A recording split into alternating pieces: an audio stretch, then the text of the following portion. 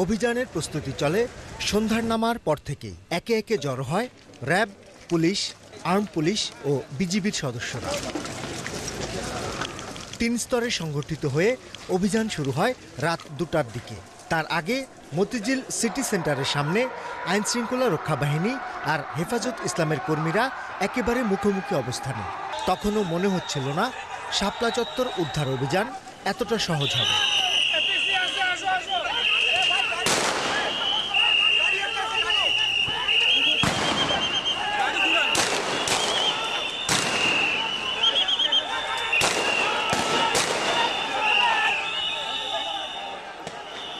একদিকে জলকামান, অন্যদিকে যৌথ বাহিনীর গুলি আর টিয়ার সেলে দ্রুতই ছত্রভঙ্গ হয়ে যায় হেফাজত কর্মীরা।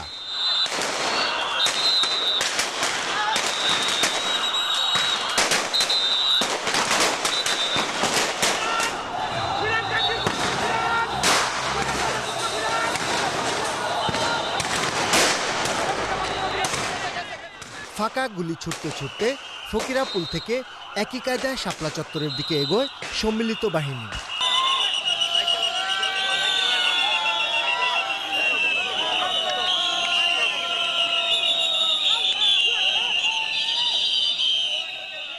শাপলা চত্বরের চারপাশে দিক বিদিক ছুটে পালায় হেফাজত কর্মীরা। মঞ্চ ছেড়ে চলে যান নেতারা।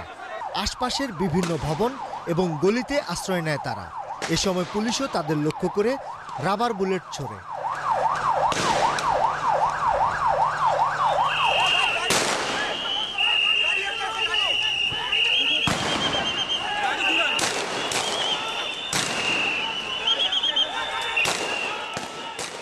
ইত্তেফাক মোড় হয়ে ওয়ারি পর্যন্ত হেফাজত কর্মীদের ধাওয়া করে তাড়িয়ে দেয় আইনশৃঙ্খলা রক্ষাকারী বাহিনী। আর এভাবেই শেষ হয় শাপলা চত্বর উদ্ধারের শ্বাসরুদ্ধকর অভিযান।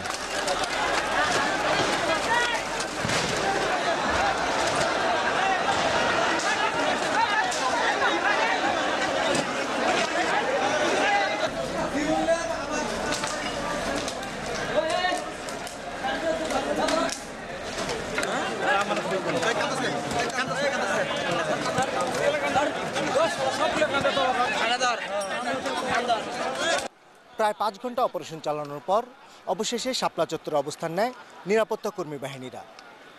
আর হেফাজতে ইসলামের যে কর্মীরা আটকা পড়েছিল তাদেরকে ঠিক এভাবেই ছেড়ে দেওয়া হয়। শান্তিপূর্ণ অবরোধের ডাক দিয়ে দিনভর সহিংসতার পর রাতে নাশকতামূলক কর্মকাণ্ড চালিয়েছে হেফাজতের ব্যানারে একদল দুষ্কৃতিকারী।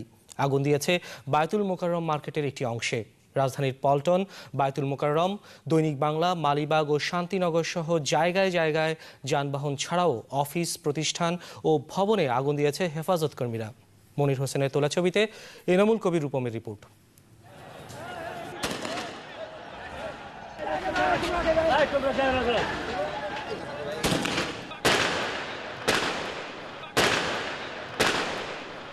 সন্ধ্যার শুরু থেকেই পল্টন মোড়ে পুলিশকে লক্ষ্য করে হেফাজত কর্মীদের লাগাতার হামলা।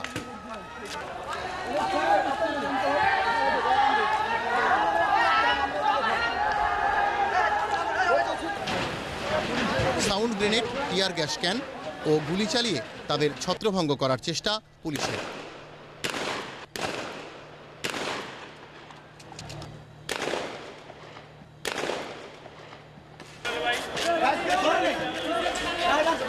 জিরো পয়েন্ট, বায়তুল মোকাররম, বিজয়নগর ও পল্টনে রাস্তায় আগুন জ্বালিয়ে ব্যারিকেড দেয় হেফাজত। পল্টনে ট্রাফিক পুলিশের DC office, house building finance corporation অফিসের পার্কিংয়ে রাখা অন্তত 31টি গাড়ি, কমিউনিস্ট পার্টির অফিসে আগুন দেয় হেফাজত কর্মীরা।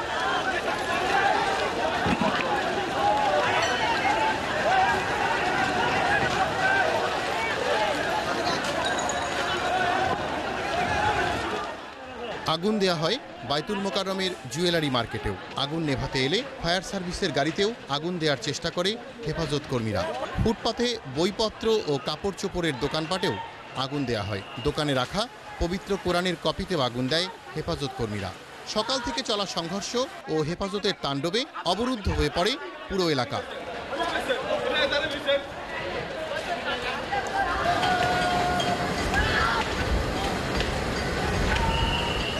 মতিঝিল থেকে শুরু করে সচিবালয় পর্যন্ত বহু সরকারি বেসরকারি অফিস ও বাণিজ্যিক ভবনে এখনও কর্মকর্তা কর্মচারীরা আটকা পড়ে আছেন।